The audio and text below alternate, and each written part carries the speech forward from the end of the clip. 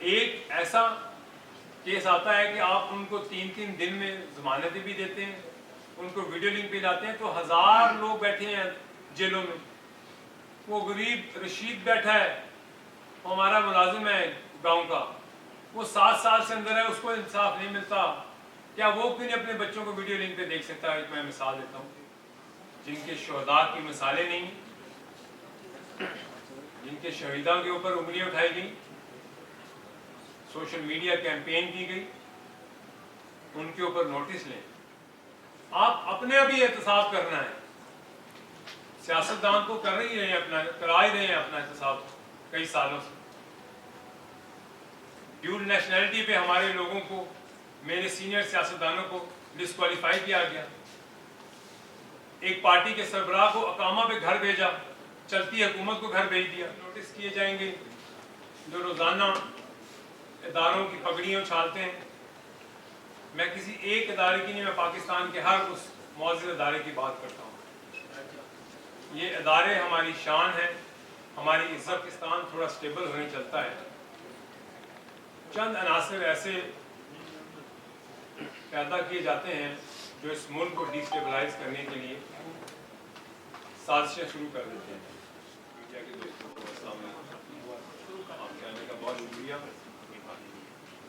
میں آج اس press conference میں اپنے پاکستانیوں کو اور اپنے معزز عدلیہ کو سامنے کچھ سوال نامے رکھنا چاہتا ہوں. ایز اے پاکستانی اور ممبر نیشنل اسمبلی میں سمجھتا ہوں کہ میں کچھ حقائق سامنے لے کے آؤں جو کہ پاکستان میں ہونے جا رہا ہے, اور جس کے اوپر میں نشاندہی کرنا چاہتا ہوں. جیسے پاکستان کے حالات بہتری کی طرف جاتے ہیں اور پاکستان تھوڑا سٹیبل ہونے چلتا ہے, چند عناصر ایسے پیدا کیے جاتے ہیں جو اس ملک کو ڈیسٹیبلائز کرنے کے لیے سازشیں شروع کر دیتے ہیں. ان عناصر میں سمجھتا ہوں کہ ایک ایسا بحران پیدا کیا جا رہا ہے جیسے کہ اس ملک میں کہیں پہ ناانصافی ہے, کہیں پہ اداروں کی مداخلت ہے. تو میرا یہ سوال نامہ ہے, کیا ان لوگوں کے اوپر بھی سوال کیا جائے گا, ان لوگوں کو بھی نوٹس کیے جائیں گے جو روزانہ اداروں کی پگڑیاں اچھالتے ہیں. میں کسی ایک ادارے کی نہیں, میں پاکستان کے ہر اس معزز ادارے کی بات کرتا ہوں. یہ ادارے ہماری شان ہے, ہماری عزت ہے. ایسا بحران کیوں پیدا کیا جاتا ہے, وہ کون سے عناصر ہیں؟ میرا یہ معصومانہ سوال ہے اپنی معزز عدلیہ سے. ایسے کون لوگ ہیں جو عدالتوں اور اداروں کو آپس میں لڑانا چاہتے ہیں؟ کیا میں یہ حق رکھتا ہوں کہ میں ان سے یہ سوال کر سکوں؟ کیا ان لوگوں کو انصاف کیوں نہیں ملے گا جو لوڈ جوڈیشری کے لوگ ہیں؟ ان کو بھی تھریٹننگ کالز آتی ہیں سینیورٹی سے تاکہ ان کے من پسند فیصلے کیے جائیں. ان کی ACR خراب کرنے کی دھمکیاں ہمیں کالز آتی ہیں. ان کے اوپر نوٹس کون لے گا؟ آپ سمجھتے ہیں کہ یہ پاکستان میں ایسا عمل کیوں ہوتا ہے؟ ہمیں اپنی ذات سے باہر نکلنا ہے, ہمیں اس ملک کا سوچنا ہے. آئے دن میڈیا ٹرائل ہوتا ہے اداروں کا. سوشل میڈیا پہ ایک بریگیڈ بیٹھی ہے جو اداروں کے اوپر حملہ کرتی ہے, اس کا بھی نوٹس لیا جائے. یہی نوٹس نہیں ہے کہ صرف اگر کوئی سوشل میڈیا پہ کوئی عدلیہ کے خلاف بات کرتا ہے تو اس کے اوپر ایکشن لیا جائے گا. تمام ان عناصر کے اوپر ایکشن کیا جائے جو کہ پاکستان کے اداروں کو ڈیسٹیبلائز کرنے کی کوشش کرتے ہیں, پاکستان کی سوشل میڈیا میں ٹرائل کرتے ہیں ان کے خلاف. ایسے بیانات, ایسے سوشل میڈیا پہ کیمپین چلائی جاتی ہے جس سے ہمارے اداروں کو کمزور کیا جائے. آپ دیکھیں کہ وائٹ ہاؤس میں ایک اسپوکس پرسن ایک پریس کانفرنس کرتا ہے اور وہاں پہ ایک پلانٹڈ صحافی بٹھا کر سوال کرایا جاتا ہے کہ پاکستان میں جو عدلیہ اور اداروں کا بحران پیدا ہو اس پہ آپ کیا کہیں گے؟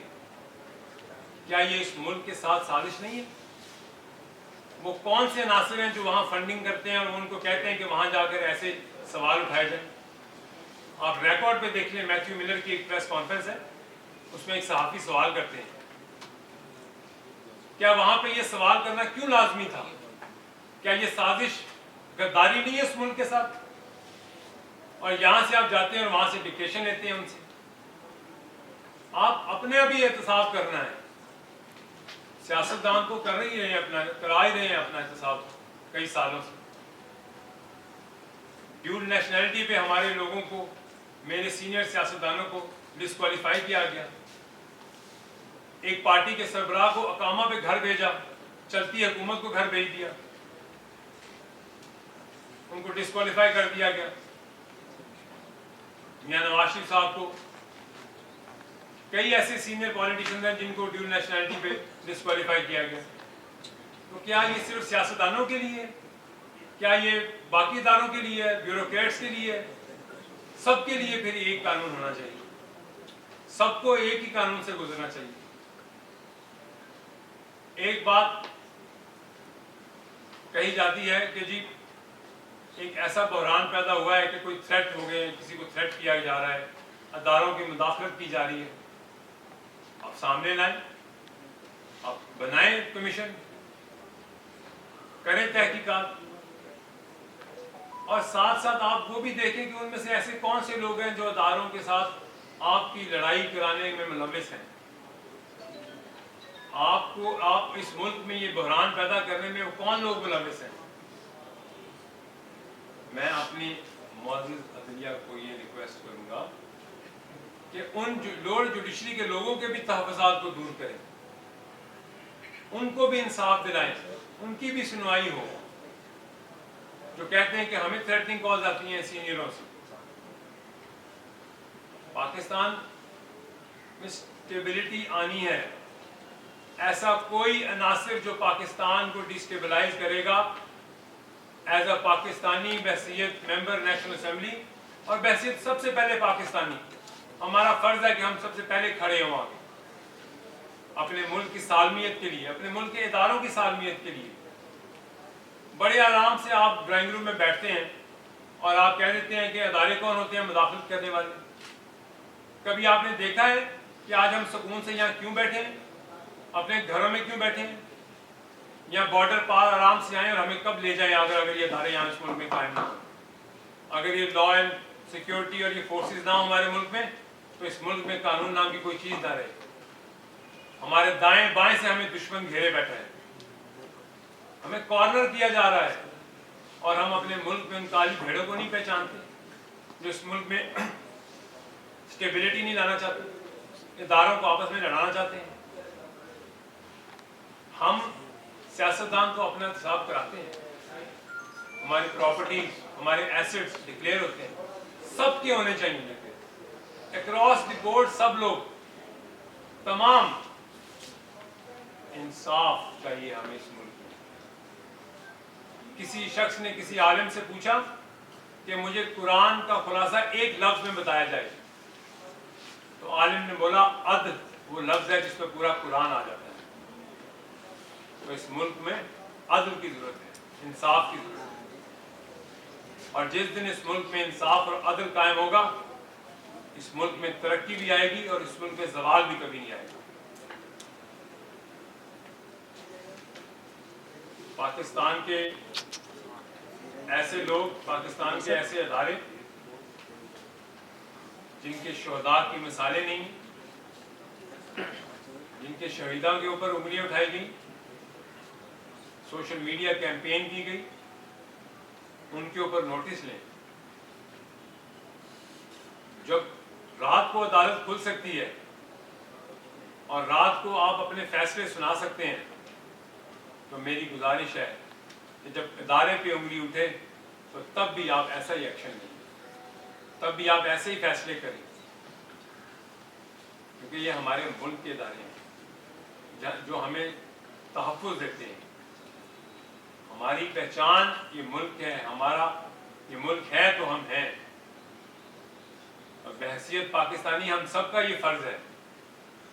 हम तो हमारी एक होप क्या है, जब इंसान देखता है कि उसकी एक होप से होती है कि मुझे इंसाफ मिलेगा। हमारी इस मुल्क की नजरें इस मुल्क की अदालतों पर होती हैं, आखिर हमें वहां से इंसाफ मिलेगा। एक ऐसा केस आता है कि आप उनको 3-3 दिन में जमानतें भी देते हैं, उनको वीडियो लिंक पे लाते हैं, तो 1000 लोग बैठे हैं जेलों में। वो गरीब रशीद बैठा है, वो हमारा मुलाजिम है गांव का, वो 7 साल से अंदर है, उसको इंसाफ नहीं मिलता। क्या वो क्यों नहीं अपने बच्चों को वीडियो लिंक पे देख सकता है? मैं मिसाल देता हूँ। मेरी गुजारिश है कि हमारे मुल्क में इंसाफ सबके साथ बराबर का। फर्द वाहिद के लिए अगर कोई पॉपुलर है तो पॉपुलर तो दुनिया में बाकी और लोग भी हैं, लेकिन वहाँ कानून सबके लिए बराबर है। हमें इस मुल्क में कानून सबके लिए लेके आना है। मेरी आज की इस प्रेस कॉन्फ्रेंस में मेरा सवालनामा यही है, क्या हमें इन सब चीज़ों में इंसाफ मिलना चाहिए? क्या जो लोग बाहर बैठ के इस मुल्क में निशाने करते हैं, इस मुल्क की फोर्सेस के ऊपर अटैक करते हैं सोशल मीडिया पे, क्या उनके ऊपर भी कोई कानून बनना चाहिए? और बिल्कुल बनना चाहिए, ताकि इस मुल्क में इंसाफ ऐसा हो कि कोई इस मुल्क के किसी इदारे पे उंगली ना उठाए। कोई भी हो, तो ब्यूरोक्रेट क्यों ना हो, एक ऐसे ब्यूरोक्रेट को बुलाती है अदालत और उसकी तस्लील कर देती है। इज्जत तो सबकी है, हर पाकिस्तानी की इज्जत है, आपकी भी इज्जत है, सहाफ़ी बरादरी की इज्जत है, हमारे मुल्क के हर शहरी की इज्जत है, सिर्फ सियासतदान नहीं, इदारे नहीं, हर शहरी की इज्जत है। तो हर शहरी की इज्जत के लिए अदल और इंसाफ होना चाहिए। मैं किसी एक वाहिद मकसद के लिए नहीं इस प्रेस कॉन्फ्रेंस में और चंद बातें कहना चाहता हूँ। वो कौन से अनासर हैं, मैं ये सवाल करता हूँ।